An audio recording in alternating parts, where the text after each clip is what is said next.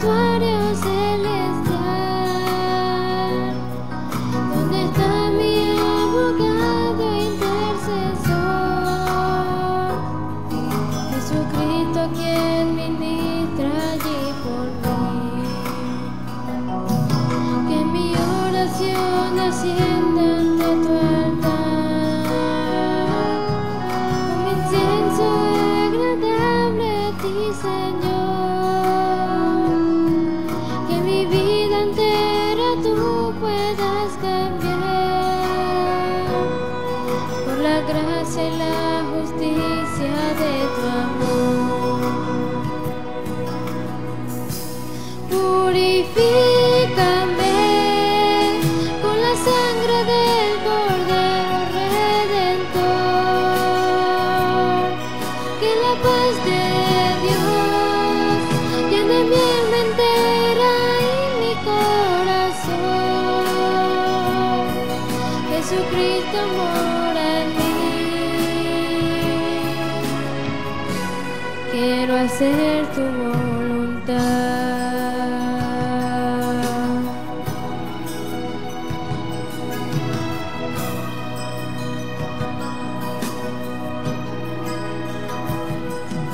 En el juicio ante el trono celestial, ya no miren mi pecado y mi maldad,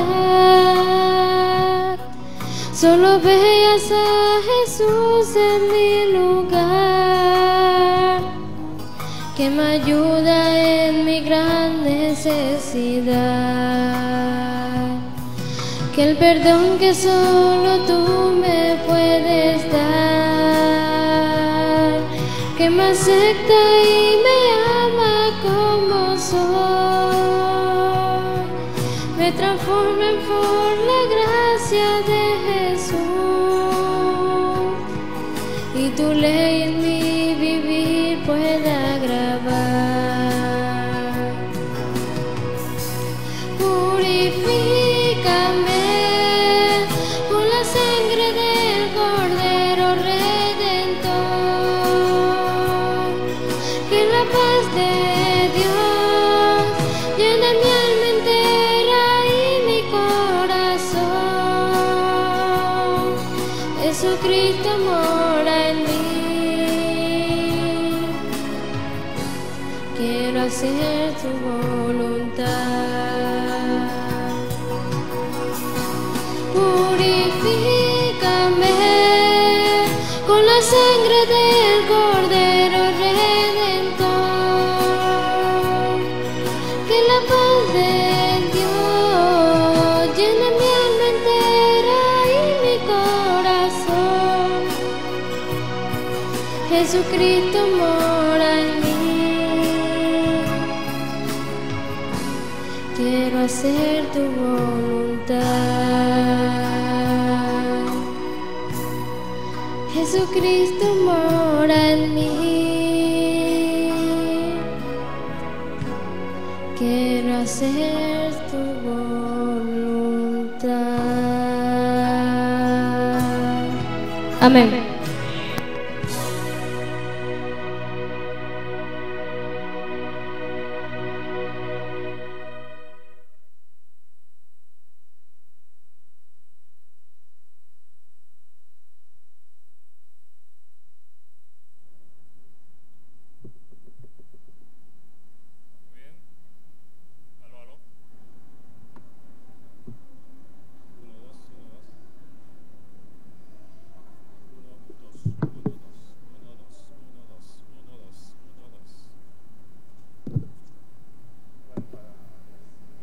Parece que hay problemas con el 1.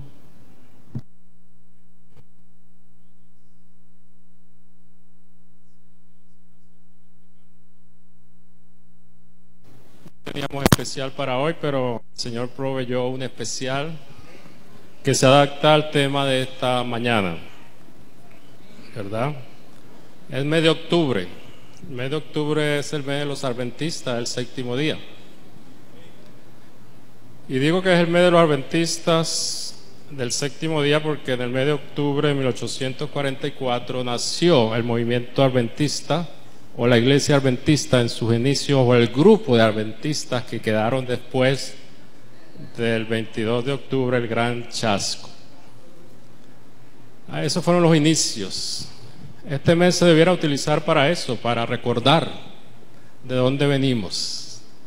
Y bueno, voy a hacerlo, pero invito a los demás predicadores que lo hagan durante todo el mes para que eso quede grabado en la mente de cada uno de los que inician esta carrera cristiana. El mes de octubre también es el mes de Vendrá TV, hermano patrocinio. Hace 9 años, un mes de octubre, nacimos como Vendrá TV. Así que saludos a todos los vendranautas que se encuentran conectados de los diferentes países que nos acompañan. Estamos planificando para el próximo año, cuando se cumplan los 10 años, hacer un viaje. Lo hemos titulado un viaje de fe en busca de nuestros hermanos. Y ustedes saben que muchos hermanos han tenido que emigrar, entonces queremos irlos a buscar a donde ellos se encuentran. Entonces queremos hacer un viaje por toda Sudamérica, llegar hasta Argentina en esta celebración de los 10 años, partiendo desde Maracaibo, Barranquilla, Bogotá, Cali, Quito, Lima, Santiago y Buenos Aires. Tremendo, ¿no? ¿Cuántos se animan? No queremos ir solos. ¿Cuántos se animan? Bueno, vaya. ¿Ah? Llenamos un bus, así es.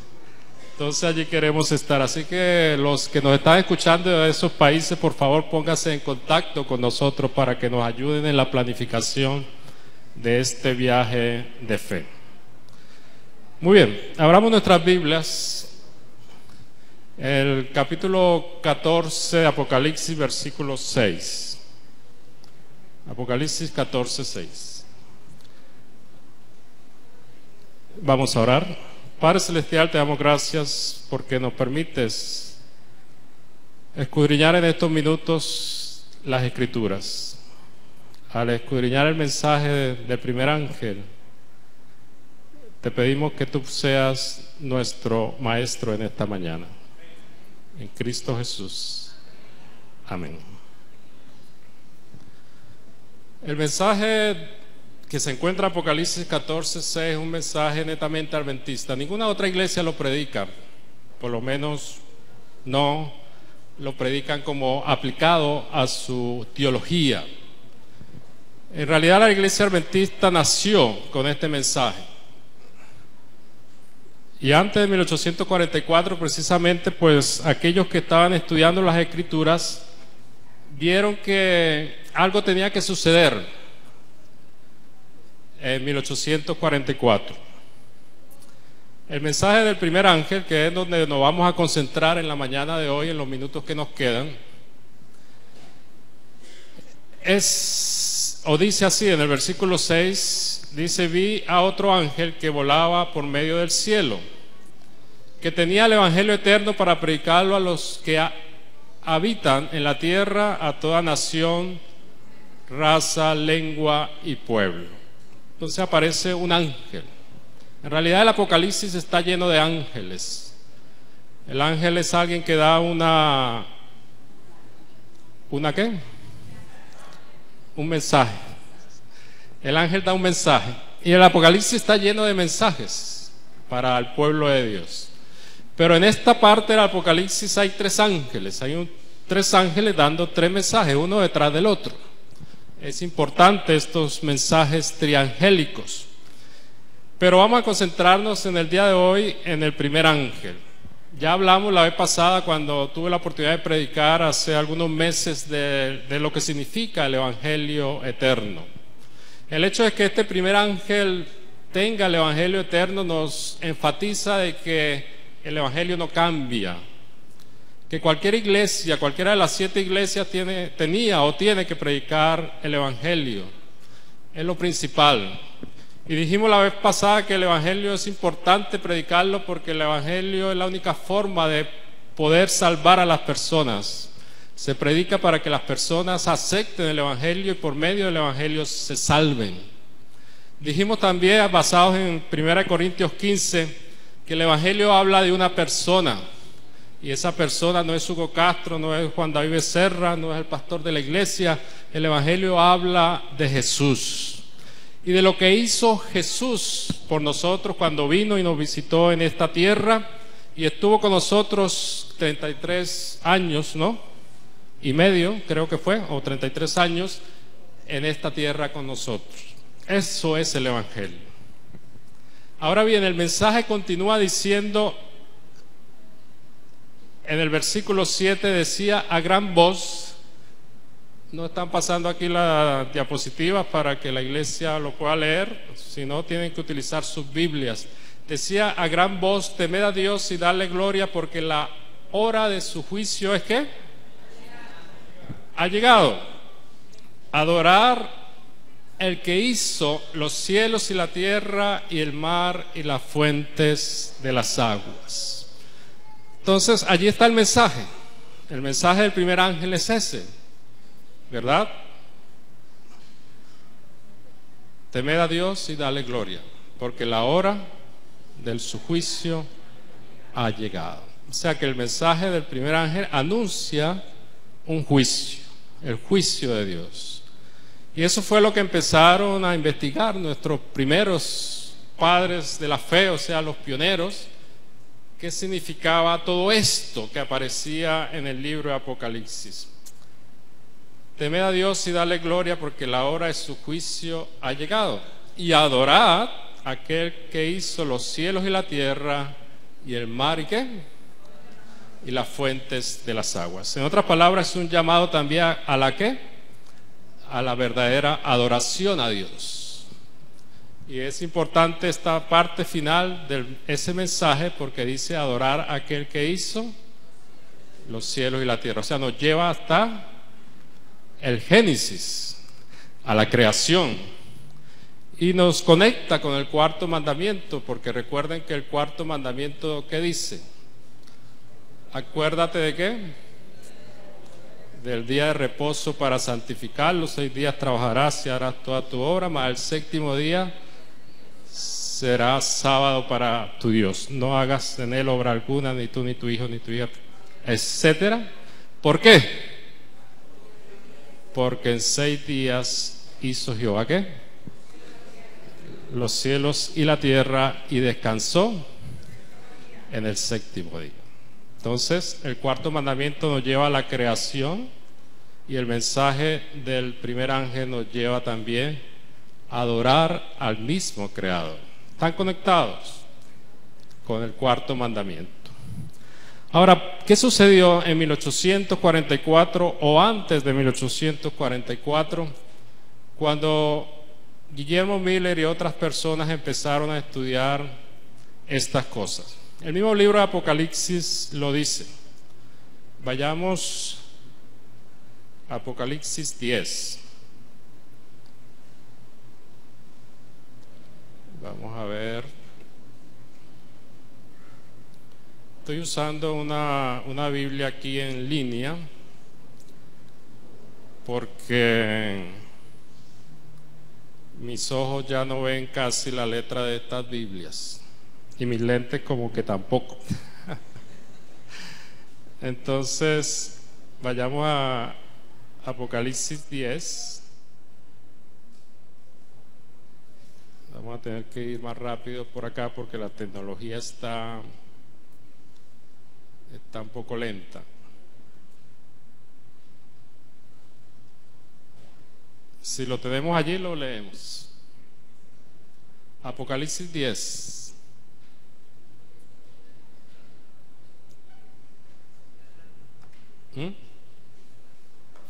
Ahí está grande. Okay. ¿Qué dice Apocalipsis 10?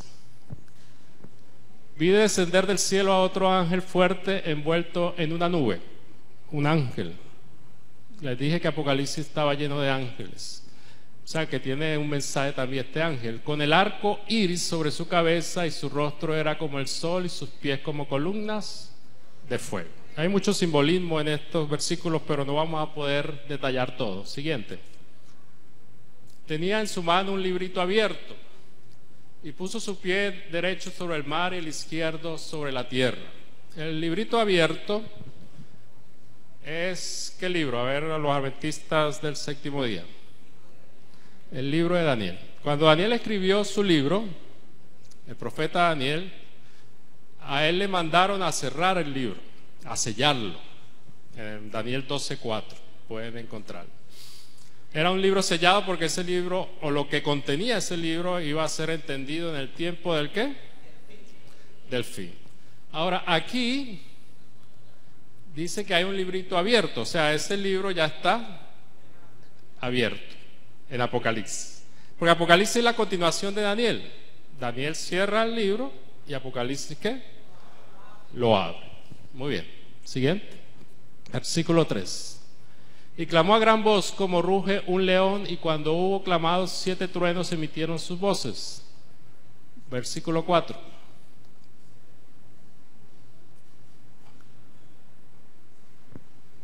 Versículo 4. Cuando los 7 truenos hubieron emitido sus voces, yo iba a escribir, pero oí una voz del cielo que me decía: sella las cosas que los 7 truenos han dicho y no las escribas. O sea, hay 7 truenos. Eso no sabemos qué significa. 5, porque lo mandaron a cerrar. Y juró el 5, ¿no era? Y juró por el que vive por los siglos de los siglos, que creó el cielo y las cosas que están en él, y la tierra y las cosas que están en ella, y el mar y las cosas que están en él, que el tiempo ¿qué? No sería más. Entonces, ¿de qué tiempo está hablando aquí? Evidentemente está por ocurrir una profecía de tiempo, de cumplirse una profecía de tiempo, y él dice allí que el tiempo no será más. O sea, el tiempo que había señalado el profeta Daniel en sus profecías llegaría hasta ese momento, hasta ese periodo. Versículo 7. Sino que los días de la voz del séptimo ángel, cuando él comience a tocar la trompeta, el misterio de Dios se consumará, como él lo anunció a sus siervos los profetas. Versículo 8.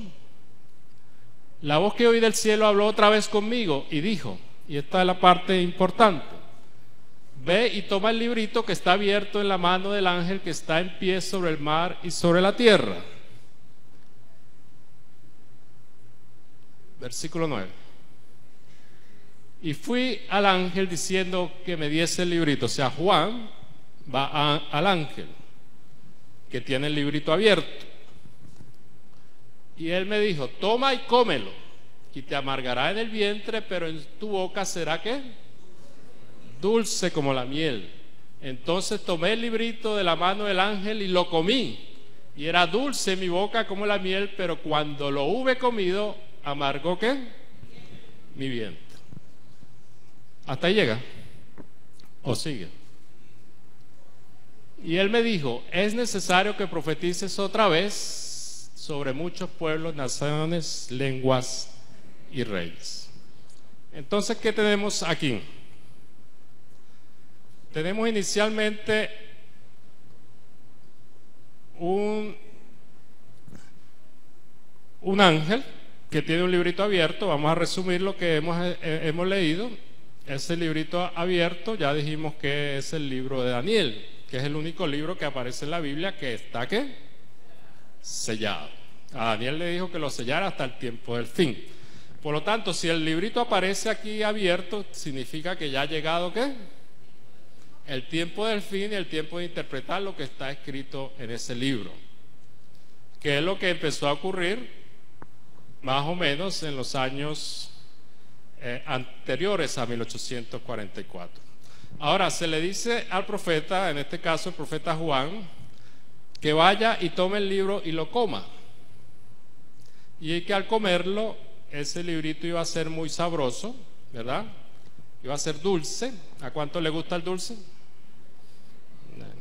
Se ve porque están gorditos toditos, ¿no? Ok, que comiera ese libro sería dulce, ¿verdad? Pero cuando lo digiere sería amargo en su ¿qué? En su estómago. Eso solamente es un simbolismo. ¿Para qué? Para ejemplificar que el mensaje que estaba en Daniel iba a ser un mensaje que iba a ser ¿qué? Digerido rápidamente, saboreado, mejor dicho, primero saboreado, y que después de saborearse iba a ser amargo. ¿Y qué ocurrió antes de 1844 cuando empezaron los pioneros a estudiar las profecías? Se encontraron que algo iba a ocurrir. Empezaron a estudiar las profecías de Daniel y se toparon con Daniel 8. Y en Daniel 8 dice, 8:14, es una profecía de tiempo, que es precisamente lo que está aquí diciendo: el tiempo no será más. O sea, hasta ahí llegará el tiempo profético. Entonces se toparon con esa profecía de Daniel 8, y en esa profecía de Daniel 8 decía: hasta 2300 tardes y mañanas, y el santuario ¿qué? Será purificado. ¿Ah? Distag. Entonces ellos empezaron: el santuario será purificado. ¿Qué significa eso? Y bueno, si ustedes van a Daniel 8:14, si ustedes van a Daniel, y vayamos un momento, encontramos allí en Daniel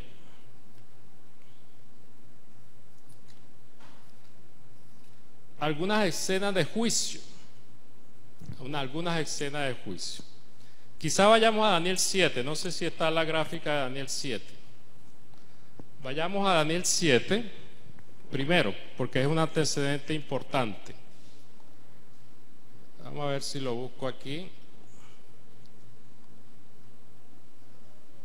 Y vamos a repasar esas profecías para que ustedes vean lo sabroso que eran y que son para nuestro paladar.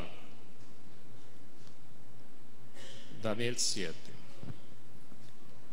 Ok, ¿no tienen la diapositiva? Necesito la diapositiva para aquellas personas que no están familiarizados con la profecía. Yo sé que aquí casi todos son adventistas, pero puede haber alguna visita, pueden haber niños que no conocen la profecía. Entonces, más o menos ilustrarla es la idea. De todas maneras, Daniel 7, ustedes recordarán, vamos, Daniel 7:1, en el primer año de Belsasar, rey de Babilonia, Daniel tuvo un sueño y visiones en su cabeza y en su cama. Y enseguida escribió el sueño que él vio. Versículo 2 dice: estaba mirando en mi visión de la noche, y aquí que 4 vientos del cielo agitaban el gran mar. 4 vientos del cielo agitaban el gran mar. Necesito la diapositiva. Daniel habló y dijo: y 4 grandes bestias diferentes, versículo 3, una de la otra, subían del mar. ¿Sí? Ya están ubicados en el sueño de Daniel 7. Daniel 2 es el sueño de la estatua, ¿se recuerdan? Daniel 7 son 4 bestias inicialmente. ¿Sí? ¿Cuáles son esas 4 bestias? Hay un león, ¿verdad? La primera bestia, versículo 4, era como un león y tenía alas de águila. Yo estaba mirando hasta que sus alas fueron arrancadas y fue levantada del suelo, y luego se quedó erguida sobre los pies a manera de hombre, y fue dado un corazón ¿de qué? De hombre. Ok, gracias equipo de producción. Ahí está más o menos lo que Daniel está viendo. Primero vio ¿qué? Un león. Ok. El versículo 5 dice que la segunda bestia era semejante ¿a qué? A un oso, y levantado de un lado más que del otro. El versículo 6 dice que después de esto yo miraba, y aquí otra bestia como de leopardo, la tercera bestia. ¿La están viendo allí? Que tenía en sus espaldas 4 alas de ave, y esta bestia también tenía 4 cabezas, y le fue dado ¿qué? Dominio. Tienen que ir leyendo en sus Biblias y mirando las bestias allí. Después de esto, miraba, versículo 7, las visiones de la noche, y aquí una cuarta bestia, terrible y espantosa. Esa cuarta bestia no le dio nombre, o sea, no se parecía a un león, ni a un leopardo, ni a un oso, ni a nada. Ahí la pintaron como si fuera un tiranosaurio, pero era una bestia terrible y ¿qué? Y espantosa, ¿sí? Y mientras yo contemplaba, ok, versículo 7 estamos en el versículo 7. Y era fuerte en gran manera. Esta tenía grandes dientes de hierro y devoraba y desmenuzaba y pisoteaba las sobras con sus pies. Era una bestia terrible, pues. Era muy diferente de todas las bestias que había aparecido antes de ella, y tenía 10 cuernos. Después él se concentra en los cuernos. Versículo 8, mientras yo contemplaba los cuernos, he aquí que otro cuerno, uno pequeño, crecía entre ellos, y delante de él fueron arrancados 3 de los 4 anteriores. He aquí que este cuerno había ojos como de hombre y una boca que hablaba grandes arrogancias. Entonces, hasta aquí, resumen. Hay 4 bestias, 4 reinos, ustedes conocen: Babilonia, Medo-Persia, el oso, Grecia, con sus 4 cabezas, y después la bestia terrible y espantosa, que ustedes saben que es Roma. Después de Roma vinieron 10 cuernos, 10 naciones, 10 divisiones, ¿verdad? Después un cuerno pequeño que arrancó 3 de los 10, que ustedes saben que simboliza el papado, ¿verdad? El sistema papal, Roma papal. ¿Ok? Hasta ahí está muy chévere. Ahora, ¿qué nos muestra esto? O sea, ¿para qué le dio la visión Dios a Daniel? Yo creo que lo importante de la visión está en el versículo 9. O sea, todos estos reinos tenían que pasar para que sucediera lo que está en el versículo 9. El versículo 9 dice: estaba mirando hasta que fueron puestos ¿qué? Unos tronos. O sea, y se sentó un anciano de días. Su vestidura era blanca como la nieve, y el cabello de su cabeza era como la lana limpia. Su trono era como llama de fuego, y sus ruedas fuego ardiente. Un río de fuego recorría y salía de delante de él. Miles de miles le servían, y millones de millones estaban de pie delante del tribunal. Se sentó y los libros fueron abiertos. Entonces, ¿qué nos habla aquí? Hay una escena donde hay un anciano de días, evidentemente se refiere a Dios, porque todos lo adoraban, dice, y habían miles y millones que le servían. Pero dice que el tribunal se sentó y los libros fueron abiertos. ¿Es una escena de qué? De juicio. Y más adelante, cuando se presenta la explicación de la visión, aparece también uno como un hijo de hombre que se acerca al anciano de días, ¿sí? ¿Sí o no? Y entonces el hijo del hombre, nosotros sabemos quién es Jesús, a quien se le dio la potestad de juzgarnos. Por lo tanto, si nosotros vamos nuevamente a las láminas de las bestias, ustedes saben que esos reinos fueron sucediéndose uno tras otro, y el último, que es el sistema papal, cae en 1798. O sea, el sistema papal, el cuerno pequeño, va de 538 a 1798, y ese es el que pisotea, el que habla grandes cosas contra el Altísimo, blasfemias, ¿verdad? O sea, todo este sistema pone una cubierta a lo que en realidad es importante, y es lo que está sucediendo en el cielo. Por lo tanto, este sistema tiene que caer, y cae.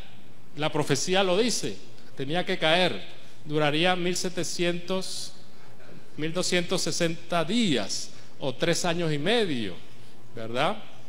Todo eso son años, convertidos a años proféticos, exactamente. Entonces después de eso viene una escena de juicio, que es la escena que aparece, que es lo que aparece. Entonces después de 1798, cuando nuestros pioneros estaban estudiando todas estas profecías, se encontraron, bueno, el sistema papal cae, ya cayó en 1798, por lo tanto ahora lo que viene es ¿qué? Ahora lo que viene es lo que dice la profecía de Daniel 8, que hasta 2300 tardes el santuario sería ¿qué? Purificado. Entonces, ¿cuándo ocurriría eso? Entonces vayamos a Daniel 8. Si ustedes me acompañan, Daniel 8. No sé si hay una lámina por allí de Daniel 8 que puedan colocar. Es una profecía paralela, igual. No aparecen bestias, aparecen animales más, digamos, los más bonitos. Parece un carnero y un macho cabrío, ¿sí? Leamos rápidamente los primeros versículos. Tienen que seguirme en su Biblia porque si no, no hacemos nada.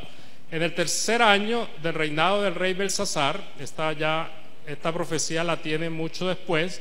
Yo, Daniel, tuve una visión después de aquella que había tenido anteriormente, o sea, después de la del capítulo 7. No sé si aparece la visión allí. Cuando tuve esta visión, yo estaba en Susa, que es la capital del reino, en la provincia de Elán, Alcé mis ojos, versículo 3, y miré. Y aquí que había delante del río un carnero, el cual tenía 2 cuernos, pero aunque eran altos, uno de ellos más alto que el otro. ¿A qué se le parece ese carnero? Paralelamente a la de Daniel 7. Daniel 7 decía que había un oso con una joroba más grande o con un hombro más grande que el otro, ¿no? Aquí es un carnero con un cuerno más grande que el otro. Simboliza el mismo imperio medo-persa, ¿verdad? Eran 2 tribus, una tenía como más preeminencia que la otra. ¿Ok? Versículo 3. Pero aunque eran altos, uno de ellos era más alto que el otro, el más alto se erigió después. Bueno, versículo 4. Ese era el carnero. Vi que el carnero golpeaba con sus cuernos al oeste y al norte, al sur, y que ninguna bestia podía prevalecer delante de él, ni había quien escapase de su poder. Él hacía conforme a su voluntad y se engrandecía. O sea que ese carnero dominaba la tierra, dominaba toda la tierra. Mientras yo estaba considerando esto, he aquí que un macho cabrío venía de la parte del oeste sobre la superficie de toda la tierra, pero sin tocar la tierra. Aquel macho cabrío tenía un cuerno muy visible entre sus ojos. ¿Ok? Fue hasta el carnero que tenía los 2 cuernos. No tienen la lámina todavía. La lámina es importante porque visualiza lo que estamos diciendo. La lámina es importante, de Daniel 8. Vi que llegó el carnero y se enfureció contra él, lo golpeó y quebró sus 2 cuernos, pues el carnero no tenía fuerzas para quedar en pie delante de él. Por lo tanto, lo derribó a tierra y lo pisoteó. No hubo quien librase al carnero de su poder. ¿Ok? Entonces, allí están los 2, ¿no? Sí, había un carnero y después viene un macho cabrío y lo tropieza, lo derriba. ¿Ok? Ese simboliza ¿qué? Grecia. Y ese macho cabrío tenía un cuerno prominente. Ese simboliza el primer rey de Grecia. ¿Quién fue el primer rey de Grecia? ¿Ah? Alejandro Magno. Después se dividió el reino, ustedes saben, ¿sí? Por eso en la profecía anterior de Daniel 7 aparecían 4 cabezas, porque se dividieron en cuatro partes. Pero sigamos. Vi que llegó el carnero, versículo 7, y se enfureció contra él, lo golpeó. Bueno, eso ya lo leímos. Versículo 8. Entonces el macho cabrío se engrandeció sobremanera, y estando en su mayor poderío, aquel gran cuerno fue ¿qué? Quebrado. Y en su lugar crecieron otros 4 cuernos muy visibles hacia los 4 vientos del cielo. Entonces allí es cuando Alejandro Magno muere, muy joven, y su reino es esparcido en 4 partes. ¿Sí o no?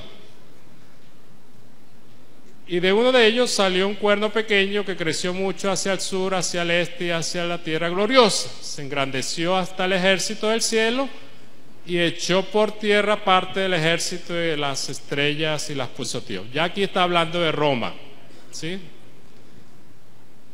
Se engrandeció contra el jefe del ejército por, versículo 11, por él fue quitado el sacrificio continuo, está hablando ya de Roma papal, y el lugar de su santuario fue derribado. Por medio de la rebelión le fue entregado el ejército junto con el sacrificio continuo, y echó por tierra la verdad, hizo cuanto quiso y fue prosperado. Roma papal todavía. Entonces hubo un santo que hablaba, fíjense que la profecía ya cambia, igual que en el capítulo 7 que aparece la bestia, de repente la profecía cambia y él ve una escena en el cielo. ¿Se recuerdan? Capítulo 7, él ve la escena del anciano de días y de los libros que se abren. ¿Sí? Aquí sucede lo mismo, de repente la escena, él está viendo los 2 carneros, primero Medo-Persia, después viene el otro, Grecia, lo derriba. Después Grecia se convierte en Roma con otro cuerno, después en Roma papal que va hacia el Altísimo, ¿ok? Pero de repente en el versículo 13 cambia. Entonces oí un santo que hablaba y otro de los santos preguntó al que hablaba: ¿hasta cuándo será solo visión el sacrificio continuo y durará la rebelión desoladora? ¿Y serán pisoteados el santuario y el ejército? Y él respondió: hasta las 2300 tardes y mañanas, luego el santuario será ¿qué? Purificado. Entonces, evidentemente todas estas naciones, ok, está muy bien allí la diapositiva. Todas estas naciones que se presentan tanto en el capítulo 7 como en el capítulo 8 pisoteaban el santuario, sobre todo la última. El último reino, que fue el reino papal. ¿Por qué pisoteaban el santuario? Porque no le decían a la gente la verdad, que ellos eran salvos por Cristo Jesús. Entonces inventaron una serie de herejías, ¿verdad? Inventaron que ellos tenían que confesarse con un sacerdote para poder perdonar los pecados. Eso era una ofensa a lo que Cristo estaba haciendo en el santuario, que era precisamente perdonar pecados intercediendo por nosotros en el santuario celestial. Todo eso ocurrió. Entonces cuando nuestros primeros padres estudiaban esto, los padres de la fe adventista, ellos decían: bueno, pero el poder papal ya terminó, 1798, y ahora dice aquí hasta 2300 tardes el santuario será purificado. Entonces ellos decían: no se puede referir al santuario de Israel, porque cuando Daniel escribió esto, el santuario de Israel ya no existía. No existía templo, ni siquiera. Estaba destruido. Y entonces empezaron a investigar poco a poco el principio de día por año y descubrieron que los 2300 tardes y mañanas eran ¿qué? Eran años proféticos. Entonces lo que tenían que buscar es cuándo comenzaría la profecía, cuándo comenzaría a contarse los 2300 años. Y eso aparece aquí mismo en el capítulo 8. Bueno, en el capítulo 8 se manda a Daniel un ángel para que le revele la profecía, que era el versículo que nosotros estudiamos, el versículo de memoria o lo con que le introducimos este tema. Pero él le explica la profecía, pero él no la entiende mucho. Entonces en el capítulo 9 hay una oración de Daniel que reconoce su pecaminosidad y la pecaminosidad de su pueblo. Y entonces, como respuesta a esa oración de Daniel, el capítulo 10 entonces viene a ¿qué? A explicarle el ángel Gabriel nuevamente la profecía de las 2300 tardes y mañanas. Entonces, ya resumiendo el tema, ustedes saben que se le dice a Daniel que la profecía va a comenzar con ¿la qué? Con un decreto. Un decreto para reconstruir ¿qué? El templo. Allí comenzaría la profecía. O sea, desde que salga ese decreto para reconstruir el templo de Jerusalén, allí comenzarían los 2300 tardes y mañanas. Si nosotros investigamos, y en realidad los primeros pioneros se empezaron a investigar, bueno, ¿cuándo es ese decreto? Y descubrieron que ese decreto lo dio Artajerjes del año 457 antes de Cristo. El decreto final para reconstruir ¿qué? Los muros de Jerusalén. Entonces la profecía parte de esa fecha, 457. Entonces, si tú partes del 457 y recorres 2300 años desde el 457, desde el otoño del 457 recorres 2300 tardes y mañanas, 2300 años, llegas ¿a qué año? 1844. ¿Y qué ocurrió en 1844? Entonces ellos concluyeron, bueno, si la profecía dice que el santuario será purificado, debe suceder algo en la tierra. ¿Por qué? Porque ellos pensaban que la tierra era el santuario. ¿Sí? Hay una cita de la hermana White que dice que ese era el pensar de las personas en ese tiempo, que la tierra era el santuario. Y por lo tanto, si la tierra iba a ser purificada, eso simbolizaba que algo tenía que purificarla. Y entonces ellos llegaron a la errónea conclusión que el Señor regresaría en 1844, ¿sí? El 22 de octubre. Primero dieron algunas fechas anteriores, pero llegaron a la conclusión de que el 22 de octubre de 1844 iba a regresar el Señor. Y entonces empezó la predicación del pronto regreso de nuestro Señor Jesucristo. Y todos predicaban y comían el librito, y el librito era sabroso. ¿Qué es más sabroso que saber que el Señor iba a regresar el 22 de octubre de 1844? Si usted hubiera vivido en esa época, ¿qué hubiera hecho? Bueno, seguramente hubiera hecho lo que ellos hicieron. Vendieron todo lo que tenían, ¿verdad? Porque ¿para qué tener posesiones si el Señor iba a regresar el 22 de octubre de 1844? Vendieron todo lo que tenían, lo dieron a los pobres y ellos se prepararon para ¿qué? Para el encuentro con su Señor. Y entonces en parte se cumplió la profecía o el mensaje del primer ángel: temed a Dios y darle gloria. Esa parte se cumplió. ¿Por qué? Porque todos estaban temerosos. ¿Por qué? Porque la venida del Señor iba ¿a qué? A hacerse efectiva en su generación. Estaban comiendo los libros de Daniel, el libro de Daniel, todas estas profecías ellos las manejaban para atrás y para adelante, la conocían. Entonces el librito fue ¿qué? Dulce al paladar. Pero llegó el 22 de octubre de 1844, esperaron hasta las 12 de la noche, porque el día, según la tradición, termina a las 12 de la noche. ¿Y el Señor qué? No regresó. Y entonces el librito fue amargo en el paladar. ¿Entienden? ¿Entienden la visión de Apocalipsis 10 ahora? El librito era dulce, pero después era amargo. ¿Por qué? Porque tú esperando al Señor, imagínate tú aquí, si eso hubiera sucedido aquí, seguramente te hubieras ido para la puerta, para allá, para Timotes, para esperar al Señor allá en el Salto, ¿verdad?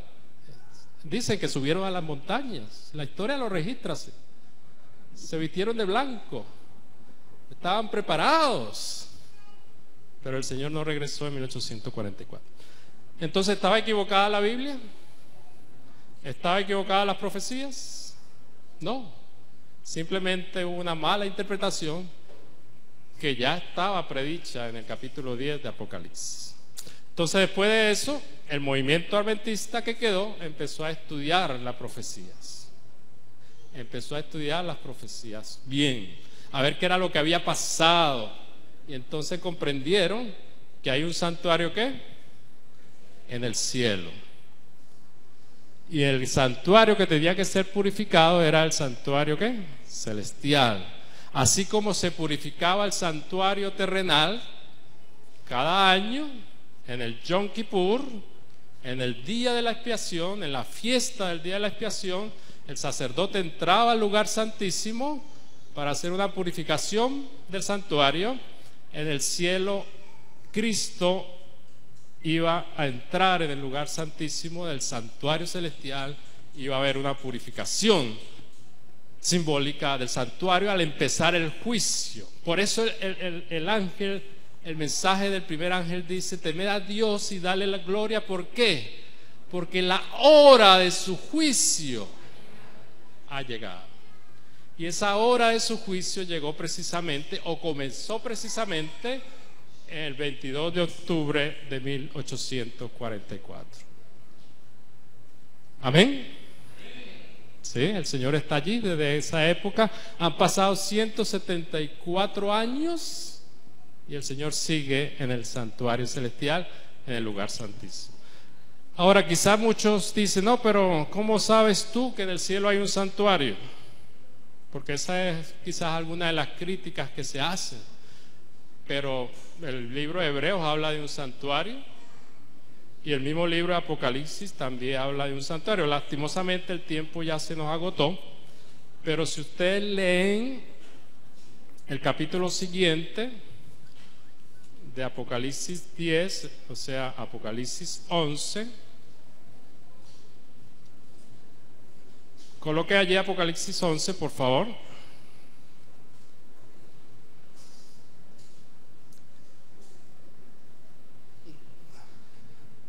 Apocalipsis 11. Entonces me fue dada una caña semejante a una vara de medir, y se me dijo: levántate y mide el santuario. ¿Mide qué? Mide el santuario. En otras versiones dice templo de Dios, y el altar y los que adoran en él. ¿Hay o no hay un santuario? ¿Sí o no? ¿Hay o no hay un templo en el cielo? Sí lo hay. Y el patio que está fuera del santuario, déjalo aparte y no lo midas, porque ha sido entregado a los gentiles, y ellos hollarán la ciudad santa durante 42 meses. 42 meses, 1260 años, 3 años y medio. Sí, que fue lo que duró la supremacía papal. Quien se opuso al santuario siempre fue la supremacía papal. Quien colocó otra doctrina en vez de la del santuario fue la supremacía papal, ¿verdad?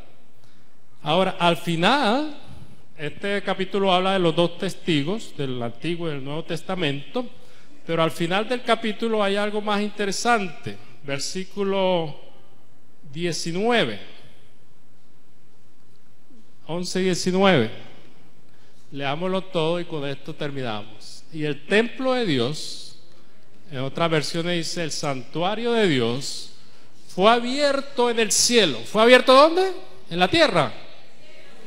En el cielo. Y el arca de su pacto. ¿Y dónde estaba el arca de su pacto? En el santísimo, en el lugar santísimo. Y el arca de su pacto se veía en el templo, y hubo relámpagos, voces, truenos y terremotos y gran granizo. ¿Y gran qué? Granizo. Cuando esto ocurrió en el cielo, o sea que fue abierto. Jesús entró allí.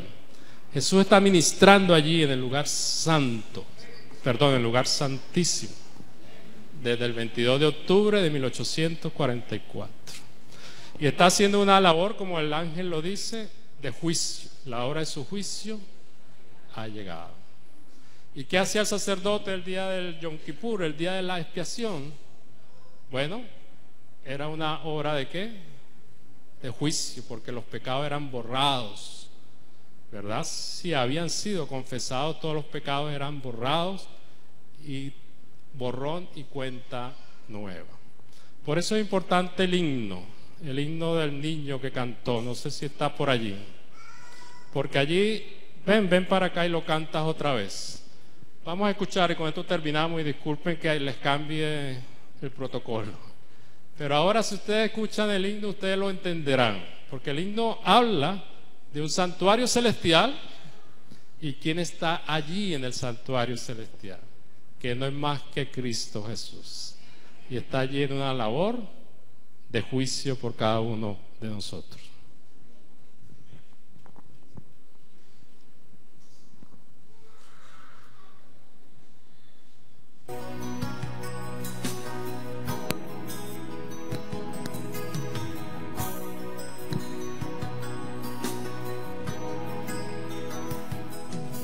Hoy me acerco a tu trono, mi Señor. Quiero entrar en el santuario celestial, donde está mi abogado intercesor, Jesucristo, quien ministra allí por mí. Que mi oración ascienda ante tu altar, como incienso agradable a ti, Señor. Que mi vida entera tú puedas cambiar, por la gracia y la justicia de tu amor. Purifícame con la sangre del Cordero Redentor. Que la paz de Dios llene mi alma entera y mi corazón. Jesucristo mora en mí. Quiero hacer tu voluntad.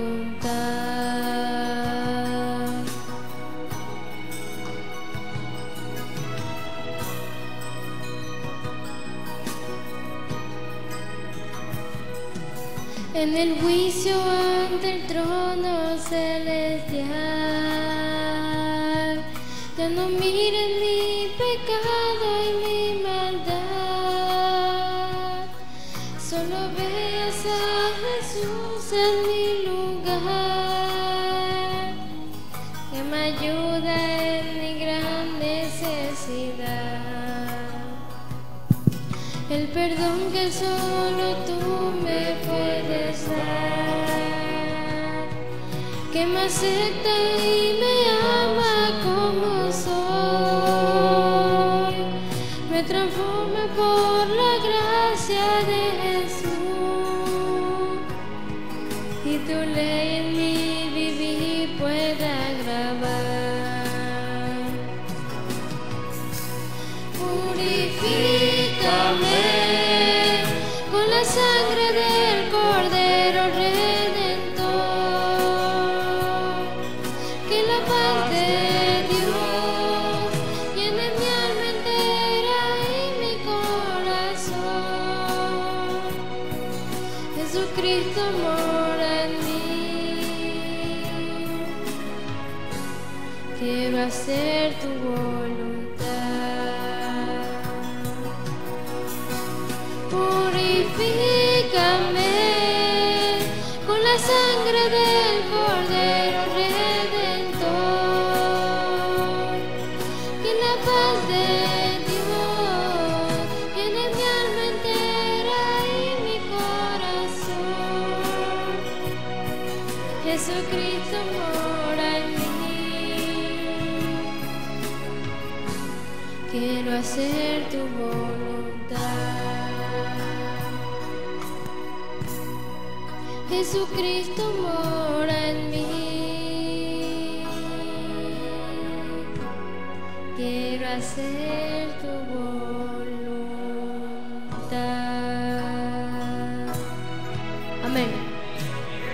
Amén. Gracias. Oremos. Padre Celestial, te damos gracias porque tu Hijo amado no terminó su ministerio aquí en esta tierra, sino que fue al cielo y está en el santuario celestial.